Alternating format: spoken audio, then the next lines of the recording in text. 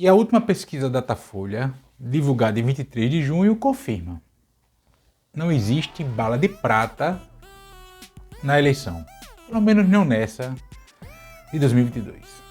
Vem comigo.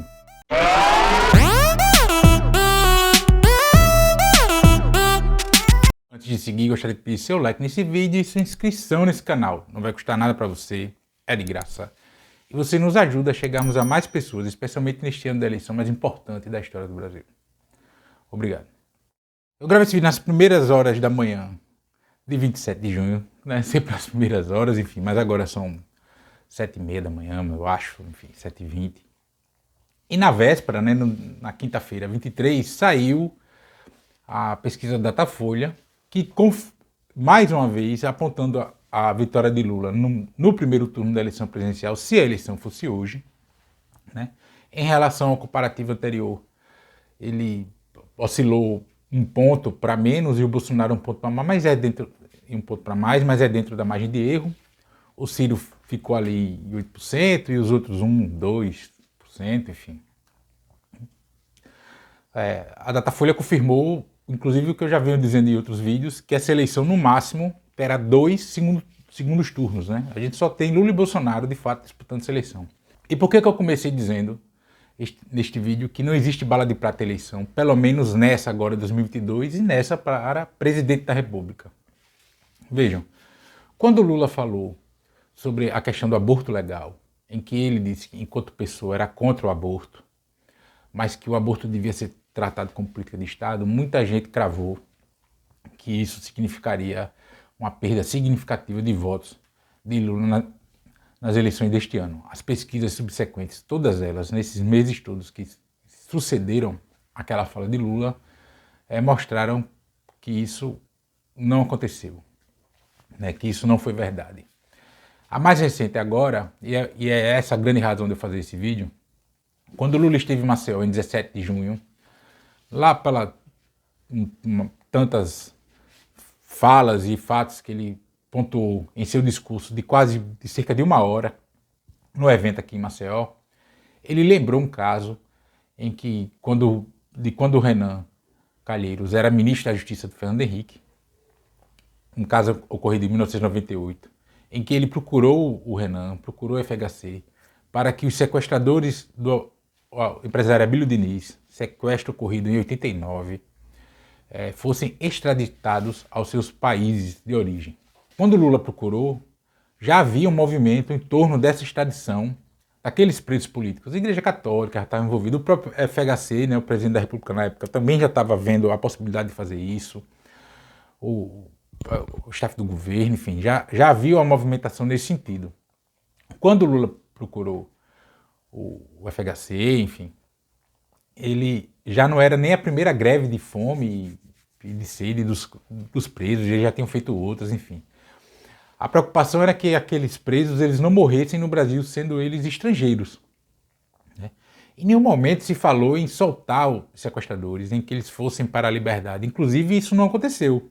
Eles voltaram aos seus países e cumpriram as penas pelo sequestro nos seus países, né? Ou estão cumprindo, enfim. Eu sinceramente não sei a situação deles agora. Criou-se uma falsa polêmica, as redes bolsonaristas inflamaram-se, alguns veículos de imprensa deram essa velha novidade como uma grande novidade, o que não era, né? De que Lula teria agido para soltar os sequestradores de Abílio Diniz. E não foi isso que aconteceu, né? Nem Lula, nem a Igreja Católica, nem a FHC, nem o ministro da época, o ministro Renan Calheiros, atuaram para soltar os sequestradores de Abílio Diniz, e sim para devolvê-los aos seus países. Mas tudo bem, esse é outro debate. O fato é que muita gente acreditou que aquela fala tiraria votos de Lula, né? E a pesquisa Datafolha, divulgada ontem, no dia 23 de junho, cujo levantamento foi realizado em 22 e 23 de junho, mostrou que isso foi insignificante, que não deu em nada, que não abalou nada, não tirou, na verdade, um voto sequer do Lula. A oscilação, um ponto para mais, um ponto para menos, não conta, é margem de erro.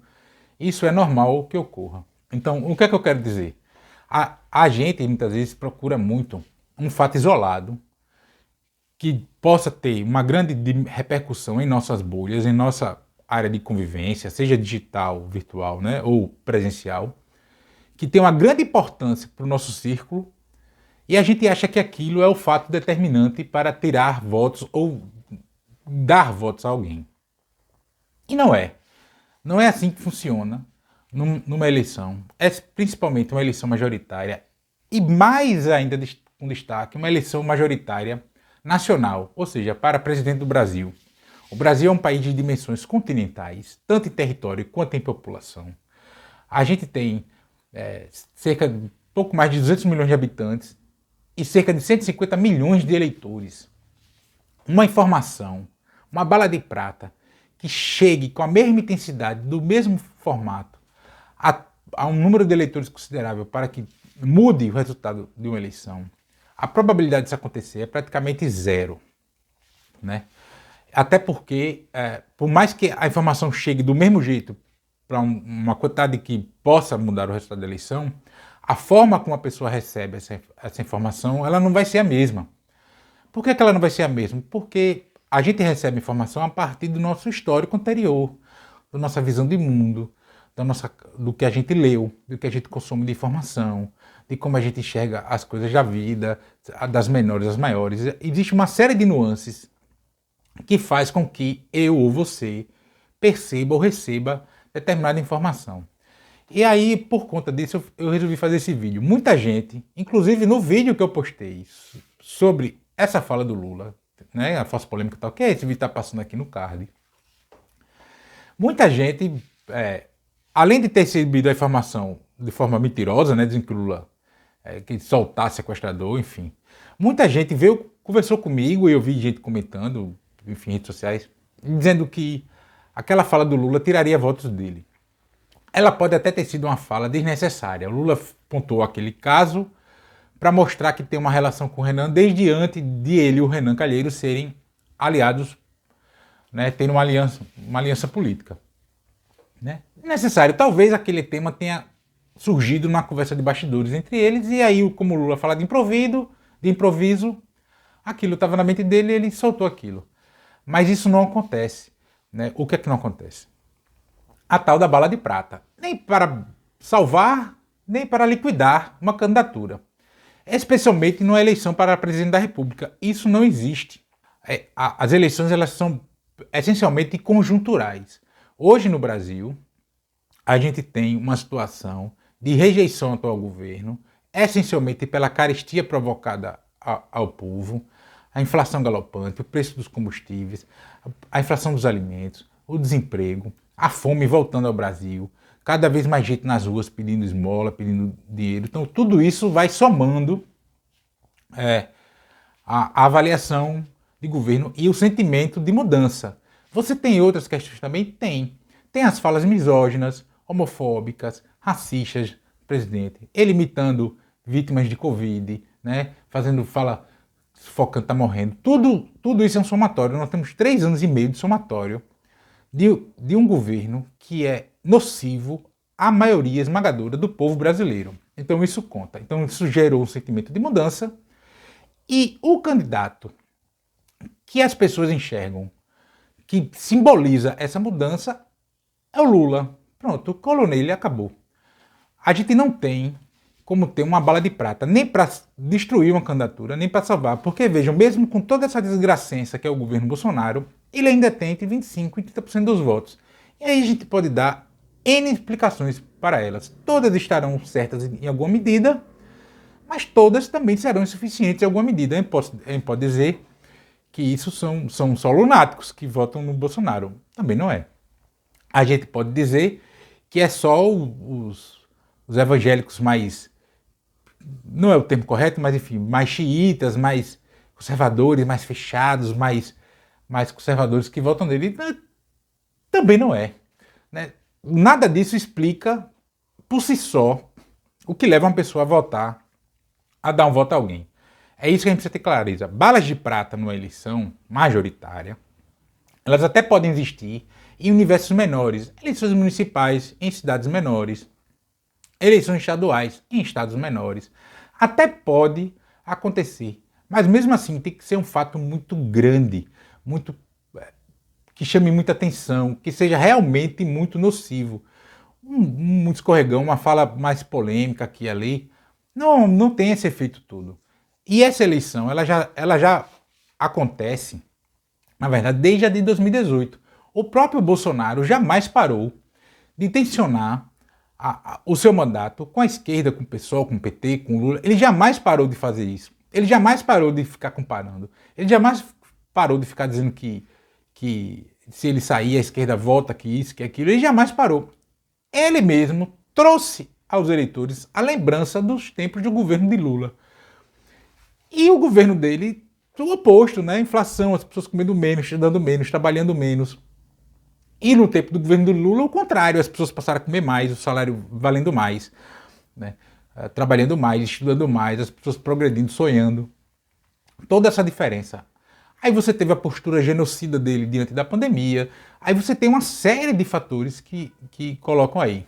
Talvez, porque isso a gente nunca vai poder saber, se ele tivesse sido uma postura não negacionista diante da pandemia, talvez a situação do Bolsonaro estivesse melhor.